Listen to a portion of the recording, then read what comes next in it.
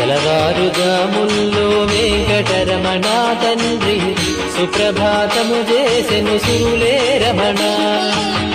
పంచామృతములతో వెంకటరమణ తండ్రి నిత్యాభిషేకములే నిత్యము రమణ. వజ్రమకుటంబుతోను వెంకటరమణ తండ్రి శంకు చక్రధారుడవే తిరుమల రమణ. మూడు నామాలతోను వెంకటరమణ తండ్రి ముల్లోకములు ఏడడి మూర్తి విరమణ.